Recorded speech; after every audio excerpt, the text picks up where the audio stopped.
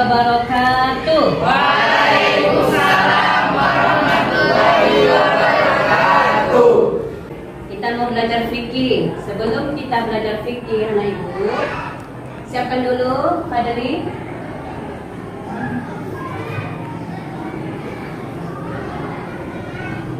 Assalamualaikum.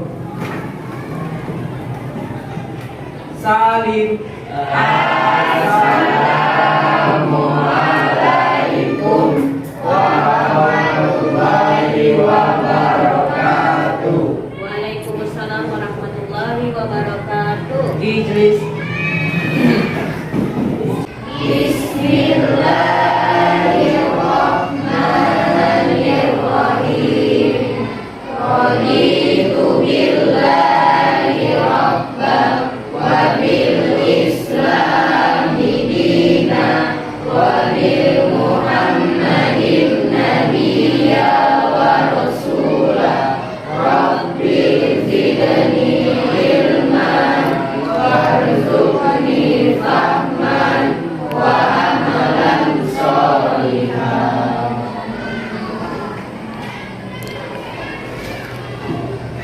Alhamdulillah, kita telah membaca doa belajar.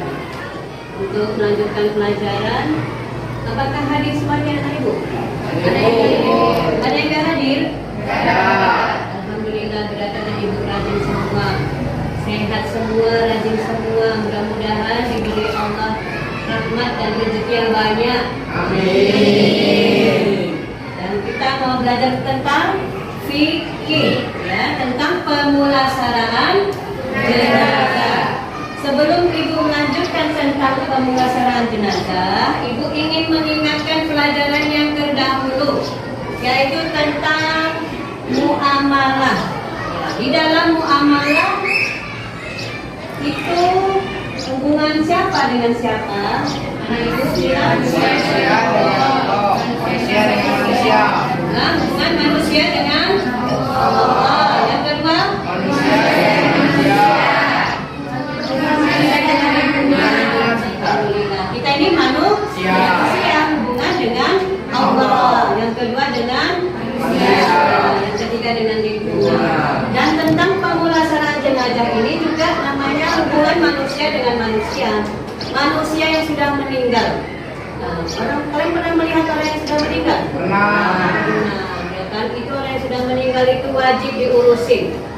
Ada 4 yang harus wajib kita laksanakan. Pertama, memandikan, dan yang terakhir, menguburkan. Nah, kita terutama memandikan dulu. Bagaimana cara memandikan jenazah tadi? Ada yang udah bisa? Belum? Nah, makanya ibu ajarkan dulu ya, memandikan jenazah itu caranya, yaitu letakkan tadi jenazah di atas yang tinggi, ya. Dia lebih tinggi kepalanya dibandingkan kakinya. Disiram dari atas kepala ke kakinya, ya. Nah, disiram. Setelah itu dibalik lagi, digosok-gosok dengan lemah lembut. Tangan kita ini pakai apa memandikannya, nak? Sarung tangan. Sarung tangan, ya, jangan gitu aja. Nanti untuk gosok giginya pakai sarung tangan, untuk gosok-gosoknya, membuang kotorannya juga. Ditekan perutnya, ya, nak, ya. Nah, supaya apa itu ditekan perutnya? Supaya tidak tersisa Ya, kotoran. ada kotoran juga. Jadi ditekan perutnya tadi dengan pelan-pelan lah, ya, jangan kuat-kuat kali tekan perutnya.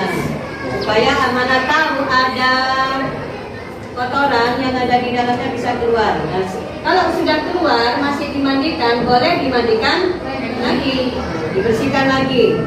Nah, terakhir airnya bercampur wangi-wangian. Setelah dimandikan, ya dikasih lap. Memandikannya juga pakai kain penutup, ya. Jangan dari tutupin, dan juga tempatnya harus tertutup. Jangan dibuka di lapangan, terus kalian mandikan dengan suka-suka hati. Kita harus punya aturan juga. Setelah itu dikeringkan badannya dengan handuk. Diangkatlah jenazahnya ke tempat untuk mengkafani jenazah, ya. Makalah tentang memandikan jenazah, buka dulu bukunya di halaman 25. Buka dulu. Syarat memandikan jenazah di halaman 25 dan 26. Buka Fadli di halaman 26, coba kamu bacakan itu tentang syarat jenazah yang dimandikan. Yang C. C. Syarat jenazah yang dimandikan. Jenazah Jenazah. yang dimandikan haruslah memenuhi syarat-syarat berikut. 1. Jenazah adalah muslim atau muslimah. 2. Anggota badannya masih ada walaupun hanya sebagian. 3. Jenazah itu bukan mati syahid, mati dalam peperangan membela Islam. Orang yang mati syahid tidak wajib dimandikan. Ya, itu yang dibaca dalam pelajaran fikih oleh Fadli. Paham itu? Apa maksudnya itu? Kalau jenazahnya hancur dan tidak ada lagi badannya yang bisa dimandikan, boleh dimandikan. Boleh.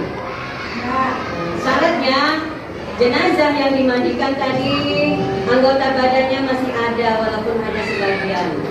Dan juga syaratnya jenazah tadi Islam ya. Kalau bukan orang Islam nggak usah kita mandikan karena bukan tanggung jawab kita sebagai orang Muslim.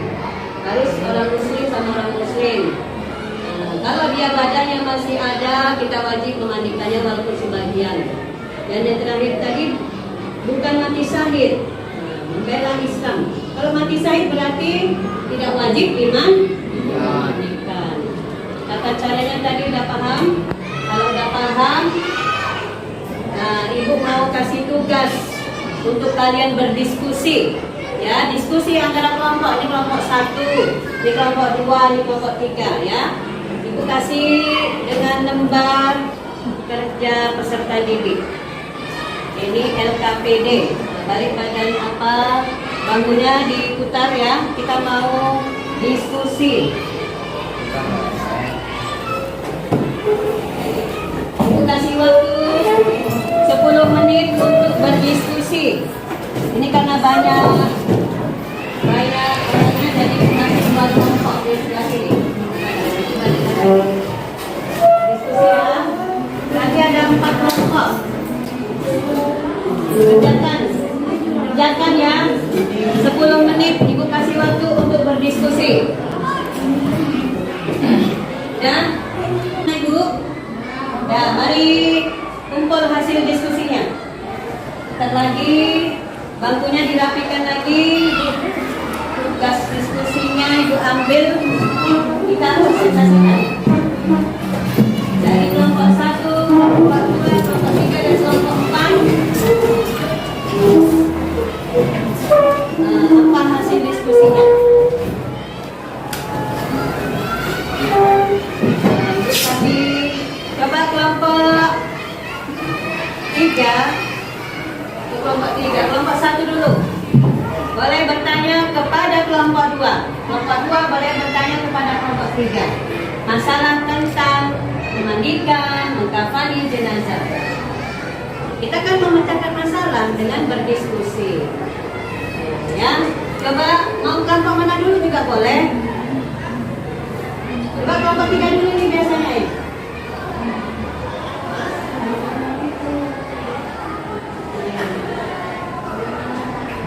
Coba tanya yang kuat.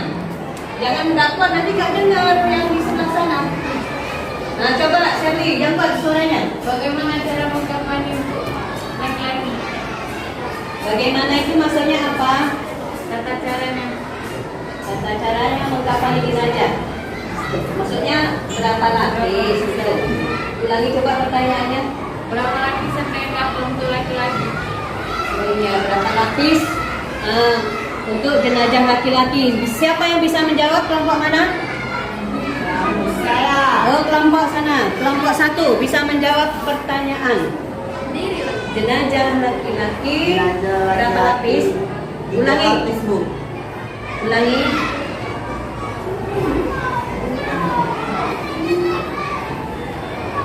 Ulangi jawabannya nggak jelas. Berapa lapis tadi? 3 lapis Bu. Untuk jenazah laki-laki atau perempuan itu 3 lapis? Laki. Untuk jenazah laki-laki. Kenapa lebih banyak laki-laki perempuan dibandingkan laki-laki? Dari pakaian hidupnya saja perempuan lebih banyak daripada sudah meninggal ya. Sama ya, perempuan dan laki-laki biasanya pakaiannya lebih banyak dari laki-laki. Nah, pertanyaan kedua itu betul tadi ya. 100 untuk kelompok 1 bisa menjawab pertanyaan. Kasih bintang ya. Bintang. Untuk kelompok 1. Bintangnya nggak bawa ibu. Dan nanti di rumah ibu buat bintangnya. Kasihkan. Nah, terus kelompok 2 atau kelompok 1 dulu bertanya boleh? Kelompok 1. Apa yang mau ditanya kepada kelompok 2? Nah, ini kelompok 2 dulu. Kelompok 2, oh ya, Ainun, coba apa pertanyaannya untuk kelompok 3? Berapa helai kain kafan yang digunakan untuk jenazah perempuan? Ya, siapa kelompok mana nih yang bisa menjawab tadi? Di kelompok sini belum ya? Ya, berapa helai nak? 5 helai kain kafan jenazah perempuan. 5 helai. Itu sunnah ya. Kalau 1 adalah wajib. Kalau tidak ada 5 boleh 1 wajib. Nah, sekarang untuk perempuan disunahkan 5, untuk laki-laki disunahkan 3 helai. Jenazahnya harus dikafani. Sekarang kita ibu mau menanyakan kepada anak ibu yang sudah melakukan tadi diskusi. Pertanyaan terakhir dari ibu. Maksudnya kesimpulannya, ya, seandainya ada seorang bapak yang gendut sekali, laki-laki, gendut badannya. Untuk kelompok 1, berapa helaikah untuk laki-laki yang gendut tadi? Sama Bu. 3. Tetap 3. 3, bukan lebih? 3 ya. Kenapa? Karena yang diukur Badannya. kalau lapisnya tetap 3. betul. 100 untuk kelompok 1. 3 yang ibu kasih pertanyaan. Hukum pemulasaraan jenazah adalah fardu kifayah. Apakah itu fardu kifayah? Coba jelaskan kelompok 3.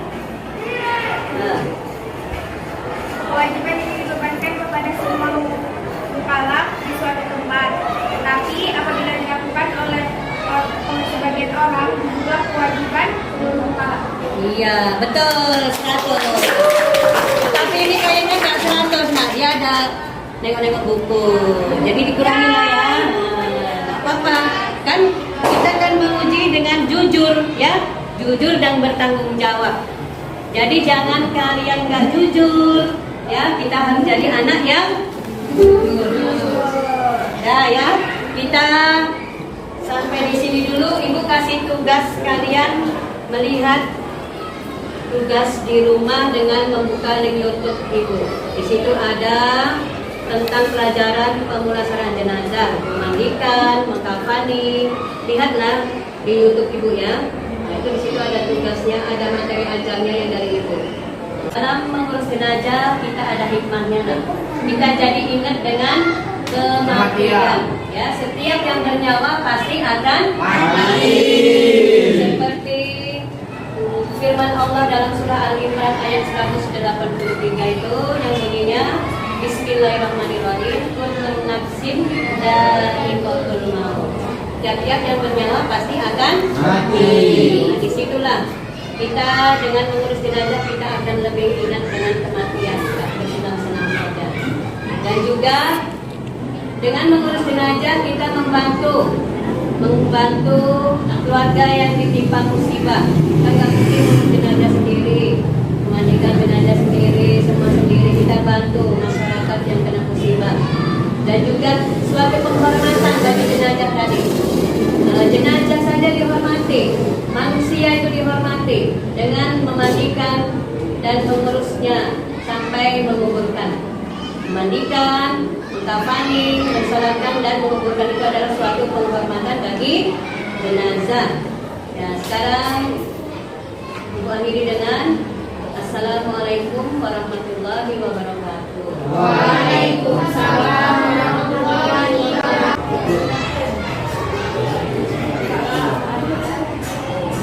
Sebelum pulang, marilah kita membaca ayat kursi.